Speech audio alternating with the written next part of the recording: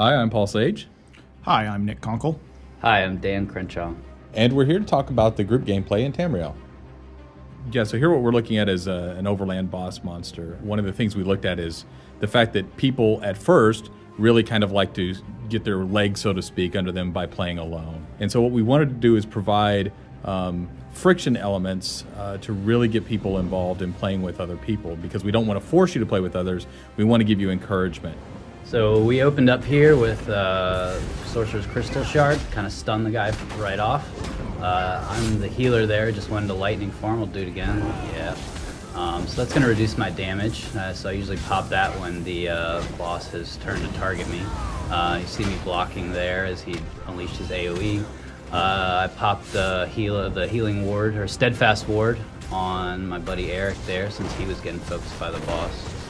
And now I'm just spamming. Yeah, Mage's when he gets to Fury. low health, it's time for Mage's Fury. So we have Pretty furious. You know, the execute abilities in our game are really useful and very popular. So when you get a boss down to a certain health threshold, everyone kind of just goes into execute mode and try and finish them off as fast as you can. This is trying to find a group member, and the fact that, you know, we don't want you to. We want to make sure that the world is big, and therefore we put lots of exploration points. But we don't want to artificially keep you from people by making it to where, you know, it takes an hour to get to somebody. So we have fast travel mechanisms where you can use either these way shrines, which is what you're seeing here, or you know, if you're actually in the group, you can teleport to that nearest group member, which may put you at a way shrine just because we have to put a safe place. But the idea is to get you with your group members as fast as possible. Yeah, and being able to just pop open your map, click on that way shrine, and instantly teleport there anywhere that you've already discovered. It's really nice.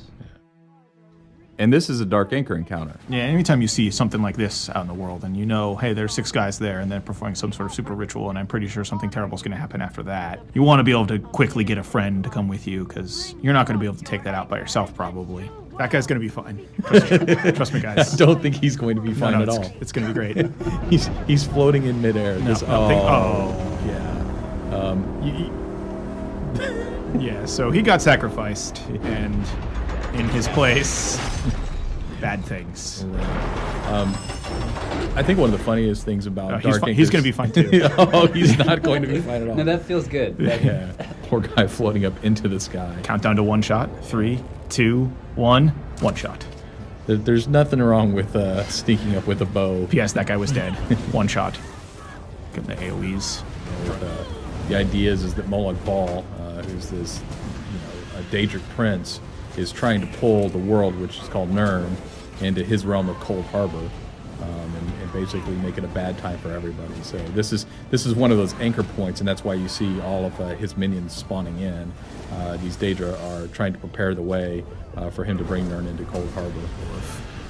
This Dark Anchor's not given up easily. I think we're pretty well positioned here to make sure that we can. But we can see monsters. Every person's engaged in an individual little fight, and Dan sort of in the back healing, but also dealing with guys that are rushing at him. So there's just enough action that if you aren't coordinated and working together like this, then everyone will just scatter and die on their own. Dark Anchor's really started to take off when we introduced the mechanics of the switches there, or the pinions that you have to release, and you have to decide, okay, which one of us is going to go stop fighting the monsters to go run over and hit the pinions. It just added, a few more interesting decision points in the gameplay there. Yeah, I really like the feel of it versus how, it used to feel more like an arena, a game style, and this is more like Bal's trying to defend himself, throwing everything he's got at you, and you sort of have to just deal with all the problems, and they're just coming constantly. Probably want to protect the healer there. Yeah, there you go. Oh, is that the crystal mortar there? I love that one. Yeah, I really like just how it's just a continuous wave of all kinds of terrible things from all kinds of terrible Daedric enemies, right? And because of that unpredictability, you want to make sure you bring a really flexible party and build to the situation. When we switch back and forth between first person and third person, I know a lot of the guys around here like to play in third person just because of the situational awareness, but almost every time I'll play in first person just because I really like the level of detail it provides, and some of the cues are easier to read actually. I like the bow first person in particular too. There's something about the aiming that feels very good to me when I play that way versus in melee. A lot more often I like to play in third person. I think something worth pointing out too about what you're seeing on screen right here is it's the Dragon Knight Firestaff build, but he's wearing heavy armor. So it's kind of an unusual combination, right? There isn't really an archetype that fits with per se. It's a little mage, it's a little battle mage. And it's just something that people found on their own. It wasn't necessarily something we built the game around. It was a build that emerged naturally when people sort of found the synergy between the Firestaff and some of the Dragon Knight abilities. So it's pretty popular, and it's also quite survivable. You can see him both tanking and dishing out some pretty solid AoE damage. So I really think my Clan Fear is beating us all. the Clan Fear, that thing's doing work. Get done, Clan Fear. Yeah, he's taking on that Storm Mage knock. Oh, that was the Templar Spear. Yeah, spearing him for days Great there. ability.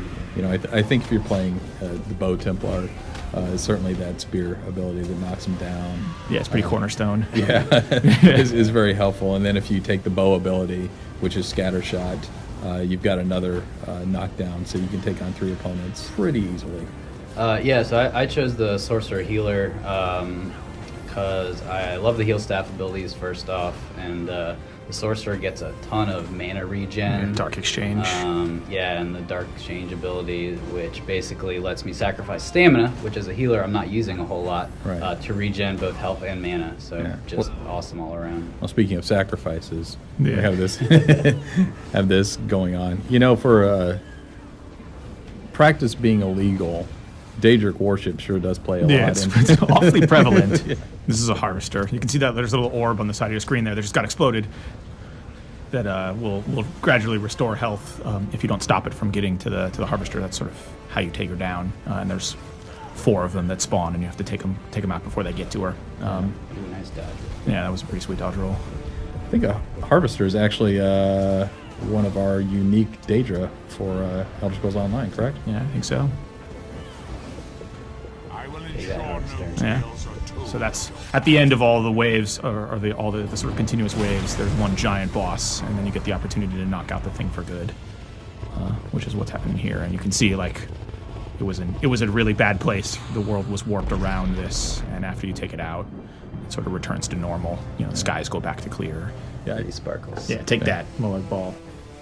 Stay out of our Tamriel.